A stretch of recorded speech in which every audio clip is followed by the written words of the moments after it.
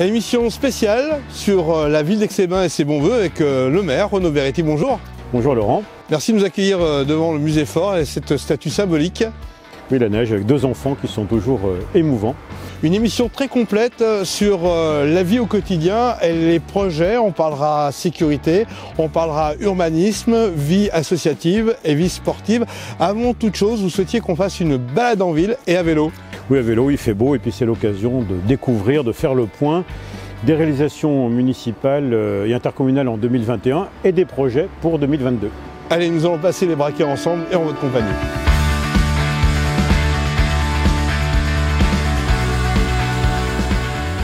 Bon, monsieur le maire, on se retrouve à la Vélodéa, la vélostation. On va emprunter nos pistes et bandes cyclables. Allez, et c'est parti. Découvrir un certain nombre de réalisations.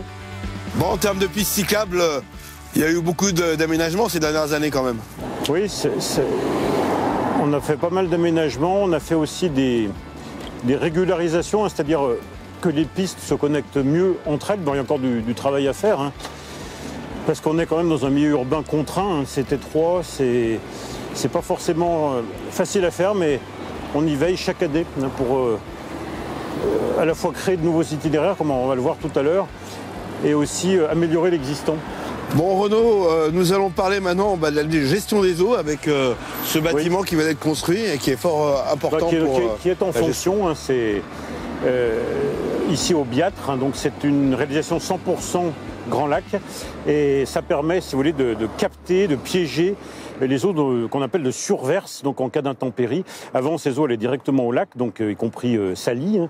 Là, elles sont capturées, traitées en cas de besoin, et ça évite de rejeter 80% de ces eaux sales au lac. Donc c'est vraiment une opération sur Aix-les-Bains, par Grand Lac, de protection des eaux du lac du Bourget. Allez, à force de nous parler du lac, on va peut-être passer du côté de l'avenue du Petit Port. On a fait quelques réalisations de sécurité pour les piétons, pour les cycles. Et puis à côté de la nouvelle plage d'Aqualac, également des aménagements qu'on va pouvoir constater. Avenue du Petit Port, on est bien hein, avec la sécurisation des vélos, trajet vélo et piétons. Oui, pour ralentir aussi les voitures autant que faire se peut, hein, bien sûr. Les piétons sur ce chemin, les vélos sur cette bande cyclable, avec des chicanes pour ralentir les véhicules, puisqu'il s'agit d'une zone à la fois résidentielle, des maisons, des résidences de tourisme, et puis c'est l'accès très fréquenté, l'été évidemment, au Petit Port. Bon, un petit arrêt avant d'aborder la plage, puisque là vous avez fait quelques réaménagements aussi. Oui, Grand Lac donc a aménagé, ou plutôt réaménagé, créé ce nouvel itinéraire et cette nouvelle plage d'Aqualac. La ville, la mairie de son côté, a tenu à améliorer le bord du mini-golf, on le voit maintenant qui est bien délimité, et puis l'espace pour les boulistes avec la connexion avec l'itinéraire cyclable. Donc ça complète tous les aménagements du Petit Port qui en font vraiment un lieu de vie, un endroit convivial, de loisirs, très fréquenté. Allez, on traverse sa plage, c'est un plaisir. Allons-y. Donc on a la plage d'Aqualac ici, avec le centre nautique, et puis la nouvelle plage qui a été créée, un nouvel espace gratuit pour les baigneurs, avec ce cheminement tout le long, donc à la fois pour les piétons, pour les cyclistes, accessible aussi aux personnes à mobilité réduite. Donc c'est vraiment une nouvelle liberté qui a été créée en 2021, quartier Puer-Garibaldi. Donc l'espace et le stade existaient déjà. Simplement, c'est le terrain synthétique qui a été entièrement repris et mis en service. Oui, c'est vrai qu'avec la crise, on n'a pas eu l'occasion de l'inaugurer, pas plus que le parking qui a été refait. Mais c'est vrai que c'est un bel équipement pour notre club de football local, en complément du stade forestier. Bon, Franck, il va y avoir du sport ici, on a déjà eu pas mal. Ouais, on a eu pas mal, malgré la conjoncture qu'on vit en ce moment, mais c'est vrai qu'il y en a eu pas mal. On est très actifs, le club de foot est suffisamment actif dans la ville. On a beaucoup de jeunes, beaucoup de demandes, donc on essaye de rester le plus dynamique possible pour positiver au maximum. Combien de jeunes malgré la crise? Là, combien de jeunes? On doit arriver pas loin de 300 jeunes et 550 licenciés cette année. Malgré le Covid, nos chiffres ne font que d'augmenter. On a, dans notre bonheur, on a récupéré des jeunes licenciés qui étaient dans des sports intérieurs, qu'on, je pense, arrêté avec toutes ces contraintes. Mais nous, on est resté quand même dynamique et on a récupéré pas mal de jeunes licenciés qui sont venus découvrir l'activité football. C'est pas un nouveau stade parce qu'il existait. Tout à fait. Mais la mairie donc a renouvelé entièrement la pelouse synthétique qui était usée et même un peu dangereuse, on peut le dire, pour les usagers. Exactement, c'est exactement ça. Et puis ce nouveau stade a créé un nouveau dynamisme aussi parce que le stade était très usagé, voire très dangereux, comme disait Monsieur Beretti. Et c'est vrai que c'est un bel outil qui a maintenant 1 an, je crois, qui s'est terminé l'année dernière. Exact, livré en début de 2021, je crois. Exactement, donc il nous permet vraiment de continuer d'assouvir notre passion 7 jours sur 7. 7 jours sur 7, c'est vrai. Et puis l'espace est mieux protégé par des grillages. Pourquoi ? Parce qu'auparavant, malheureusement, trop d'individus y entraient avec des scooters, des quads, ce qui dégradait évidemment le terrain et mettait en danger les pratiquants. Donc là, l'espace est bien clos. Renaud, là on arrive sur le parking sécurisé. Oui, alors on est devant le collège Garibaldi. C'est un travail sur plusieurs années, bien sûr, avec la direction du collège, pour mieux sécuriser la dépose des élèves. Jusqu'à présent, il y avait plusieurs files ici où se mélangeaient des poids lourds, des bus, des voitures, des scooters, des vélos, des piétons. Donc là, on a réaménagé l'espace pour vraiment l'objectif sécurité pour les collégiennes et les collégiens, avec des lignes séparées pour les autocars, pour les voitures. Donc une réalisation ville avec le concours de Grand Lac pour apporter une réponse attendue depuis des années à la fois par la direction de l'établissement, l'éducation nationale et puis par les parents d'élèves naturellement. Donc vous voyez, c'est vraiment un endroit neuf et fonctionnel. Allez, on va repartir, on va découvrir maintenant les 3 nouvelles passerelles que vous avez aménagées. Par une piste cyclable le long du Cirose, le long de la rivière le Cirose, avec une première passerelle qui s'appelle Désirée, parce qu'elle est attendue depuis longtemps par les habitants. Puis dans le village de Saint-Simon, un autre pont rénové qui va nous permettre de nous connecter avec la future véloroute des 5 lacs qui relie le lac Léman, le lac d'Annecy, le nôtre, le lac du Bourget, celui d'Aiguebelette et enfin de Paladru en Isère. Et puis une dernière passerelle qui relie les hommes au-dessus de la baie, juste au débouché, si vous voulez, du chemin de la baie et du chemin des Prés de la Tour que nous avons rénové en 2021 également. Alors on connaît le chemin de la baie, parallèlement à ce chemin, vous avez créé ce passage piéton. Oui, un itinéraire piéton et donc aussi valable pour les cyclistes.